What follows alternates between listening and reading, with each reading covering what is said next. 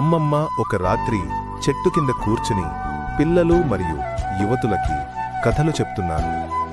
ఆమె చుట్టూ సన్నని చలికాలం, ఆకాశంలో మంత్రించిన చంద్రుని అమ్మమ్మా, నిన్న కథ బావుందిరా, ఇంకొక కొత్త కథ చెప్పమ్మా.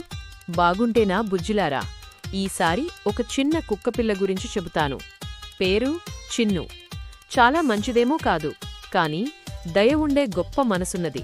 ఒక పల్లెటూర్లో అందరికీ తెలిసిన ఒక కుక్క పిల్ల ఉండేది. మైనస్ పేరు చిన్ను. ఆమె తెల్లగా ఉండేది, పొట్టిగా ఉండేది, కాని ఎప్పుడూ గుమ్మడి పువ్వులా నవ్వుతూ తిరిగేది. పల్లెలో ఉన్న ప్రతి చిన్న పిల్లాడి దగ్గరకు వెళ్ళేది.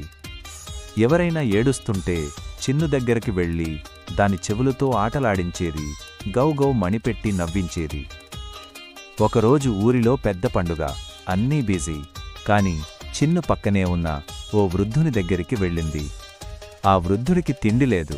బడాబడా వాళ్లందరూ మర్చిపోయారు. వెళ్ళి మునుగుడి దగ్గర ఒక చిన్న నూనె పూరీ తీసుకొచ్చింది. తినలేదు. బదులుగా ఆ వృద్ధుడి ముందుకు తీసుకొచ్చి ఉంచింది. వృద్ధుడు ఆశ్చర్యంతో చూశాడు. ఇవ్వడెవరు ఈ తినుబండారం? చుట్టూ చూశాడు.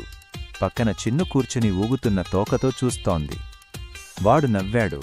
తింటూ చిన్నుకి తలదన్నాడు. అదే రోజు రాత్రి భారీ వర్షం. అందరూ ఇళ్లలో.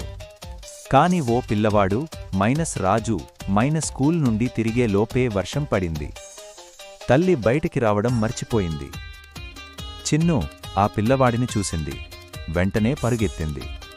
వాడు నడుస్తున్న దారిలో నిలబడి మెల్లగా అరిచింది. రాజు చిన్నును ఫాలో అయ్యాడు. అతనిని నేరుగా తల్లి ఉన్న చోటికి తీసుకెళ్ళింది. అంతే. అందరూ దాన్ని చూసి నిముర్తారు.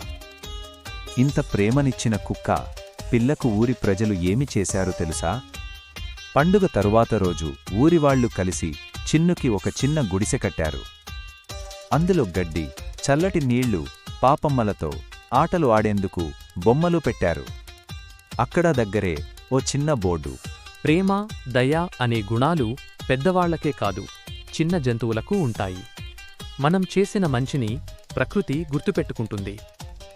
ఇతరుల బాధను గుర్తించి చిన్న సహాయం చేయడం, అదే నిజమైన బంగారం. చిన్న కుక్క ఇంకా ఉందా అమ్మమ్మా? అది కథలో ఉంటుంది బంగారమ్మా. కాని మనం ప్రేమతో ఉండితే మన చుట్టూ ప్రతి చిన్ను మళ్ళీ మళ్ళీ వస్తుంది.